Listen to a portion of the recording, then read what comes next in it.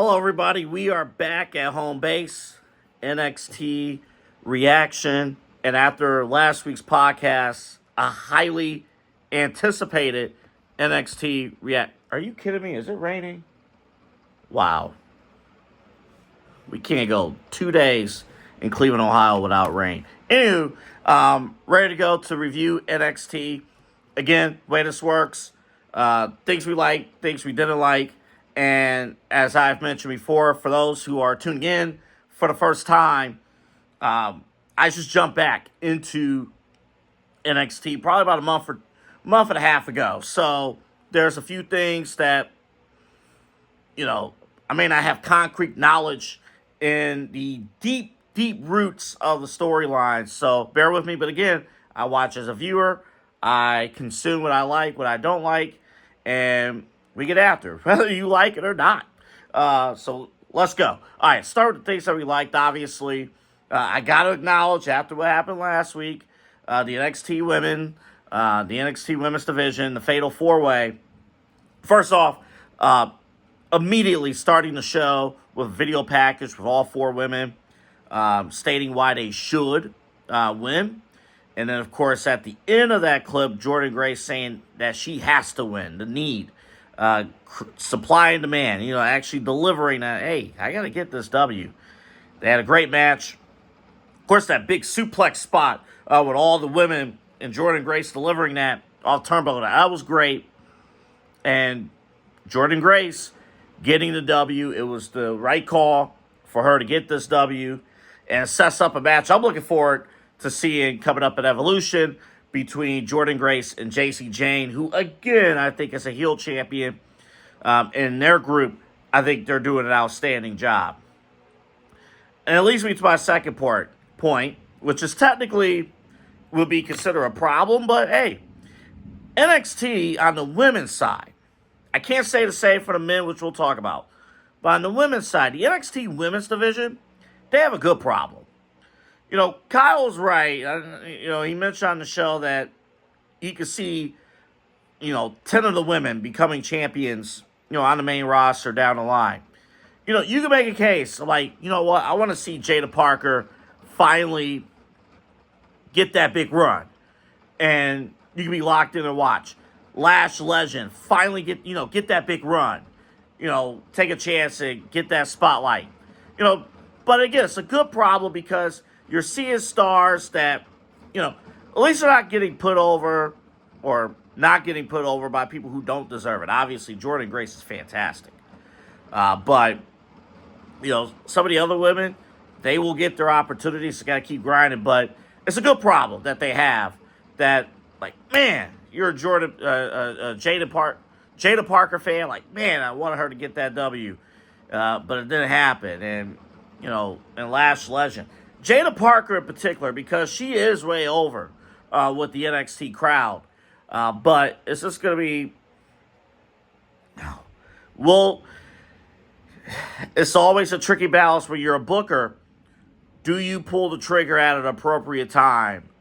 Or you wait for the right moment? But is there a right moment? It's a tricky thing when you're a booker, when you have a loaded main event scene.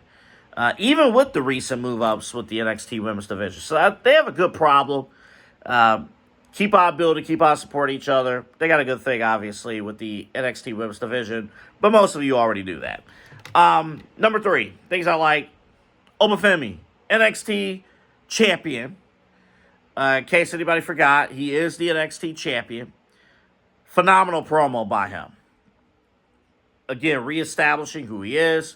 Reestablishing what he has done, although I don't remember. Oh, might have been a couple of challenges. He mentioned taking on comers from Raw and SmackDown. Couldn't think of any on the top of my head, but I know he did. But laying out the mission statement, laying out the open challenge, like, hey, I'm looking for challengers. I'm ready. I'm ready for this. Boy, the presence that he has, he's just impressive, man. He really, really is. And he can deliver on the microphone. He's intimidating. He got the fans who, I'm going to be honest, kind of a dead crowd a little bit, that NXT crowd tonight. Got them back working. So, Oba Femi, again, I'm a huge fan of his. and he delivered again on the microphone. With that being said, I transition over to the things I didn't like. While the NXT women's division is loaded, the NXT men's division is not. In fact, the way that the NXT championship title picture has been presented lately, if you didn't know any better, you would think that the NXT championship is a Make-A-Wish championship. I mean, I understand, we're talking about potential great matches, but if we're going to have the same complaints about AEW saying like, hey, this is going to be a big, big match featuring somebody who, it has not been positioned to be in your main championship main event picture, I got to do the same thing here. So what's the story? Why is this guy... I had to look up who this guy was who came out for the open challenge. Is there literally nobody else available? And you're going to say Jasper Troy, who looks impressive. He really does. But he just won LFG. LFG is a reality show in the confines of WWE.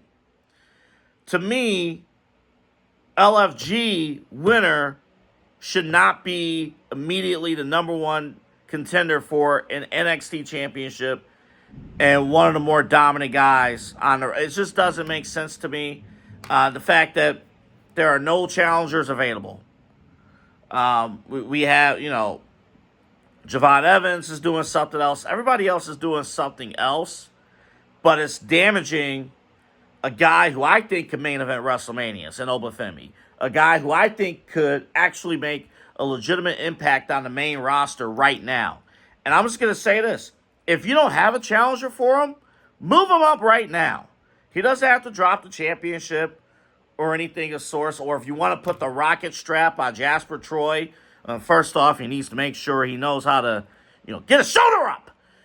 But if you want to do that, fine. But I think should be one of those guys like Kevin Owens, Oba Femi, who should be moving up without taking a loss.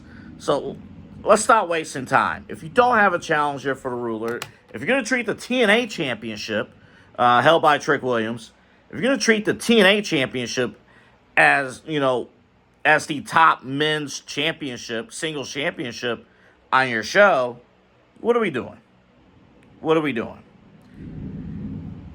And yes, that is a credit to Trick Williams because Trick Williams has done an excellent job as TNA champion, but Oba Femi is a talent that should not be wasted at any point in time. That is money, and if you don't have any challengers for him, move him up to the main roster where you can load up challengers and load up dream matches for him right now. Stop effing around with this guy if we don't have challengers. If you're going to treat that title like a Make-A-Wish championship, move his ass up now.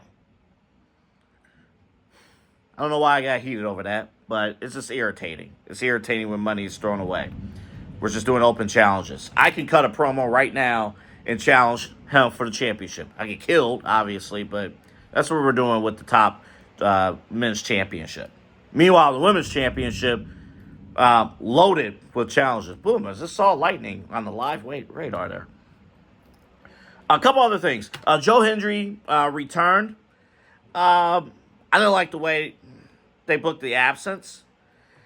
I didn't like Joe Hendry's return. I didn't like, the interview in the back. Because it turned like... All right, let me put it to you this way. Cody Rhodes lost the WWE Undisputed Championship to John Cena. But he held that championship for a year. Fans know who Cody Rhodes is, know who he stands for, knows he's that dude. So when he lost the championship, it's understandable that he took time off, get things back on track, and then go from there. And you really don't have to explain why he's doing it, but he did it. That's understandable. To many, people were first introduced to Joe Hendry. And Joe Hendry was seen as a beacon of light by TNA. So, when he dropped the championship to Trick Williams at NXT Battleground, you can't just disappear without explaining why you're disappearing. Like, you can't just come back and just expect, everything's good, motivation, you can suck it. Nobody wants to hear that. Nobody. And I think that's partly why there was a lukewarm reaction when he came back tonight. I really think there was. It's little details. If we don't hit those little details, that's the difference between keeping a hot wrestler hot even after a loss and damaging his character. Now, it's not at a point of no return. Obviously, he's going to have a match with Wes Lee. They're going to build him back up. Joe Hendry should get back on track. I'm not concerned about that. But I just think the writing team did considerable damage to him by not really explaining. Because as the TNA champion, you lose.